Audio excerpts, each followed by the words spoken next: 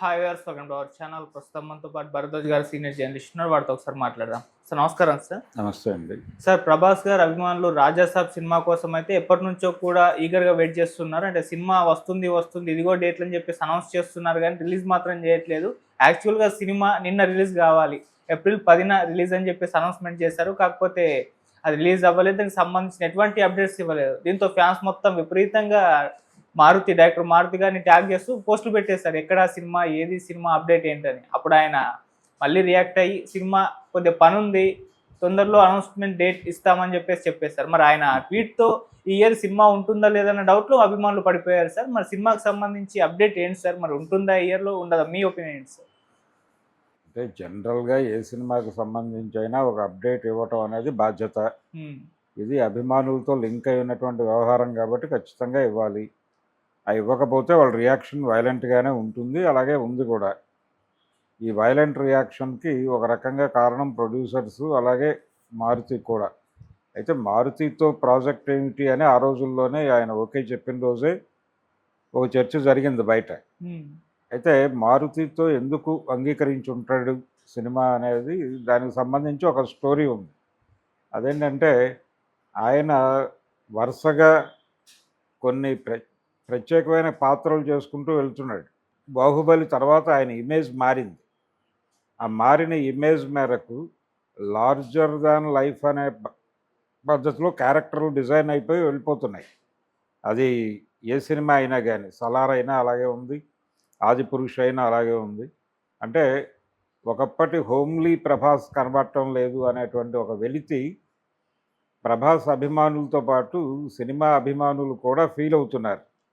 ఆ ఫీలింగ్ని పక్కన పెట్టడం కోసం ఒక హోమ్లీ సినిమా, సరదాగా హ్యాపీగా కనిపించేటువంటి ఒక ప్రభాస్ను చూడాలి అని అనుకుంటున్నారు ఆడియన్స్. ఆ ఉద్దేశంతో మారుతితో ఒక ఎంటర్టైనర్ చేయటం కోసం ఈ సినిమాని ఓకే చేశాడు ప్రభాసు అనేది అప్పటి అభిప్రాయం. వాళ్ళు చెప్పింది కూడా అదే. అలా ఒక సరదా సినిమా సరదాగా తక్కువ బడ్జెట్లో చేసేసి, అంటే తను చెప్పింది ఏంటి, 2 రిలీజులు ఉంటాయి సంవత్సరానికి అని చెప్పాడు ప్రభాస్. తిరుపతిలో జరిగిన ఒక ప్రీ రిలీజ్ ఈవెంట్లో, ఆదిపురుష్ ప్రీ రిలీజ్ ఈవెంట్లో చెప్పాడు ఆయన, ఏడాదికి 2 రిలీజులు ఉండేలా ప్లాన్ చేసుకుందాం, మిగిలిన గొడవలతో మనకు సంబంధం లేదు అని. ఆ ప్రకారం ఎదురు చూస్తున్నారు జనాలు, ఎదురు చూస్తున్నారు. కానీ గ్యాప్ పెరిగిపోతుంది. మధ్యలో ఆయన చేస్తున్నాడు కానీ పార్ట్ 1లు చేసుకుంటూ వెళ్తున్నాడు ఆయన. ఈ రాజాసాబ్ పరిస్థితి ఏమిటో ఎవరికి అర్థం కావట్లేదు. కల్కి నడుస్తోంది షూట్ అంటున్నారు, కల్కి పార్ట్ 2. సరే, అది రిలీజ్ అవుతుంది, దాని గొడవ వేరు. తర్వాత ఇంకొక పార్ట్ 2 కూడా ఉంది ఆయనకి. ఇప్పుడు సందీప్ స్పిరిట్ ఉంది. స్పిరిట్ ఇంకా సెట్స్ మీదకి వెళ్ళలేదు కానీ ఆల్మోస్ట్ ఆ దశలో ఉంది.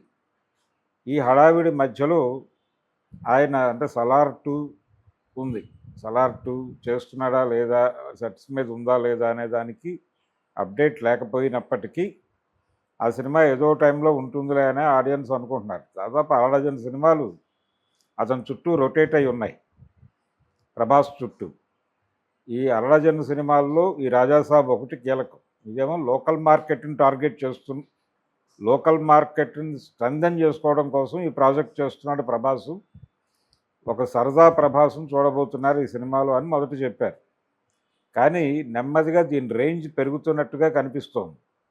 అంటే ప్రభాస్ లాంటి హీరోని పెట్టుకున్న తర్వాత అతని మార్కెట్ని ఎక్స్ప్లోర్ చేయకుండా వదిలేయటం కరెక్టా అనే ఉద్దేశంతో బహుశా నిర్మాతలు ఉండుంటారు. ఆ ప్రెజర్ ఏదో మొత్తానికి మారుతి మీదకి ట్రాన్స్ఫర్ అయ్యి ఆయన తను అనుకున్నటువంటి కథ రేంజ్ని పెంచుకుంటూ వెళ్ళే ప్రయత్నం ఏదో జరుగుతోంది. ఇలాంటి ప్రయత్నమే సాహో సినిమాకు కూడా జరిగింది. సాహో సినిమా కథ ఓకే చేసే నాటికి ప్రభాస్ పరిస్థితి వేరు, ఆ సినిమా సెట్స్ మీదకి వెళ్ళే నాటికి ప్రభాస్ పరిస్థితి వేరు. దాంతో ఒక చిన్న మ్యాజిక్ మీద వర్కౌట్ చేద్దాం అనుకున్న కథని చాలా ఎలిమెంట్స్ జోడించాల్సి వచ్చింది. ఏది, దాని మార్కెట్ స్పాన్ పెరిగిన తర్వాత. ఎప్పుడైతే మార్కెట్ స్పాన్ పెరిగిపోయి దాని రేంజ్ పెరిగిపోయి కొత్త ఎలిమెంట్స్ చేర్చాల్సి వచ్చిందో, అతను చెప్పదలుచుకున్నటువంటి ఆ చిన్న మ్యాజిక్ పాయింట్ కాస్త మైన్యూట్ పాయింట్ అయిపోయి పక్కకి వెళ్ళిపోయింది. అది ఆ సినిమాకు సంబంధించి ఒక రకంగా నష్టం కలిగించింది అది. కాకపోతే హిందీ మార్కెట్లో అది హెవీ రెవెన్యూస్ కలెక్ట్ చేయగలిగింది కాబట్టి ఆ సినిమా గురించి పాజిటివ్గా మాట్లాడుతున్నారు. అలాంటి సందర్భం ఏదైనా మారుతికి ఎదురైందా అని ఒక సందేహం. నిన్న ఆయన ట్వీట్లో కూడా అదే కనిపించింది. అంటే నా ప్రెజర్లో నేనున్నాను, లేకపోతే ఇంకా పనుంది అని చెప్పడం. ఇంకా పనుంది అని చెప్పడంలోనే ఆ ప్రెజర్ ఉందనే సెన్స్ ఉంది. అందుకని ఇది రేంజ్ ఏదో పెరుగుతోంది. దీనిలో కొంత గోస్ట్ ప్లేలు ఇలాంటివి కూడా ఏవో కనిపిస్తున్నాయి. ఉండేలాగా అనిపిస్తోంది కథ. వాళ్ళు బయటికి చెప్పలేదు కానీ రకరకాల వ్యవహారాలు ఉంటున్నాయి దీనిలో. ఎలిమెంట్స్ని చాలా పట్టుకొచ్చి వీళ్ళు సర్ప్రైజింగ్గా జనాలని టార్గెట్ చేయాలని మొదట అనుకున్న పాయింట్స్ నెమ్మదిగా పక్కకి జరుగుతున్నట్టు అనిపిస్తోంది. ఇది ప్రాపర్గా జరగకపోతే, ఆర్గానిక్గా జరగకపోతే సినిమా మీద ఈ ప్రభావం కనిపిస్తుంది. అందుకని చాలా సందర్భాల్లో ఒక రేంజ్, ఆ బడ్జెట్ని బట్టి, మార్కెట్ని బట్టి కథలు డిసైడ్ అవుతాయి. ఇదేం జరిగిందంటే ఆయన నుంచి జనాలు ఏది ఇబ్బంది పడుతున్నారో ఆ ఇబ్బందుల్ని చెరిపేయడం కోసం మొదలైన ప్రాజెక్ట్ ఇది. అలా మొదలై నెమ్మదిగా అతని మార్కెట్కి సరెండర్ అయిపోయి సినిమా షేప్ మార్చేసుకుంటూ వెళ్తున్నట్టుగా కనిపిస్తోంది. ఓకే. అందుకని పని ఎక్కువ ఉంది దీనికి. పని ఎక్కువ పడుతోంది. ఆ కష్టం ఏదో పడుతున్నాడు ఆయన. వాళ్ళు అనుకున్నట్టుగా రిలీజ్ డేట్ యాక్చువల్గా ఏప్రిల్లో అయిపోవాలి నిన్న, కానీ కాలేదు. ఎప్పుడు అవుతుందో కూడా వాళ్ళకి తెలియట్లేదు. అదే చెప్పుకున్నాడు ఆయన, నా పరిస్థితి ఎవరికి చెప్పుకోలేని కండిషన్ అని చెప్తున్నాడు. పెద్ద హీరోలతో వ్యవహారం ఇలాగే ఉంటుంది. అందుకని ఆ సఫకేషన్లో ఉన్నాడు మారుతి. ఈ సఫకేషన్లో క్రియేటివిటీ సఫకేట్ కాకుండా చూసుకోవాలి. కొంచెం జాగ్రత్తగా ప్లాన్ చేసుకుని ఈజీ, అతనికి ప్రెస్టీజియస్ ప్రాజెక్ట్ కూడా అది తన మార్క్ ఉండాలి. తన మార్క్ ఎంటర్టైన్మెంట్ ఉండాలి. జనాలు అది కోరుకుంటారు. థియేటర్కి వచ్చిన ప్రేక్షకుడు ఇతర భాషల్లో కోరుకోకపోవచ్చు, కానీ తెలుగు ఆడియన్స్ అయితే ఖచ్చితంగా మారుతి సినిమాలో కొత్త రకమైన ఎంటర్టైనింగ్ ప్రభాసం చూద్దాం అనుకుని వస్తారు. ఓకే. అది ఉండాలి. అలాగే వాళ్ళు అంటే ఇప్పటివరకు ప్రభాస్ సినిమాల్లో చూస్తున్నటువంటి గ్రాండియర్ ఉండాలి. ఈ మార్కెట్ హడావిడి ఉండాలి. వీటన్నిటినీ బ్యాలెన్స్ చేస్తూ కథను నడపాల్సినటువంటి బాధ్యత ఉంది అతని మీద. అందుకని చాలా పని ఉంది అని చేతులు ఎత్తేసాడు. సో ఇప్పుడు అతని చేతిలో కూడా విషయం లేదు. మార్కెట్ టేక్ ఓవర్ చేసింది సినిమాని.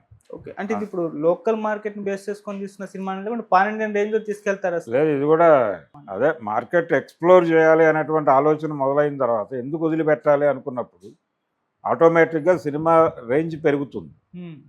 ఆ పెరిగిన రేంజ్ ప్రకారం ఎలిమెంట్స్ వేసుకుంటూ వెళ్తారు వీళ్ళు.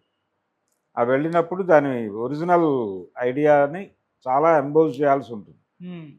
అందుకని కొంత టైం డెఫినెట్గా తీసుకుంటుంది. అవన్నీ మ్యాచ్ చేయాలి. మళ్ళీ ఎక్కడ అదేదో దీనికోసం అది చేశారు, దానికోసం ఇంకోటి చేశారు అని ఆడియన్ అనుకోకుండా ఉండేలాగా ఒక ఆర్గానిక్గా వెళ్ళిపోవాలి. అది ఆ వెళ్ళిపోవటానికి చేయాల్సిన కసరత్తు చాలా ఉంటుంది. అది కథా రచయితగా ఆయన ఫేస్ చేస్తాడు. ఆయన టీం, ఆ స్టోరీ రైటింగ్ టీంకి కష్టతరమైనటువంటి టాస్కే ఇది.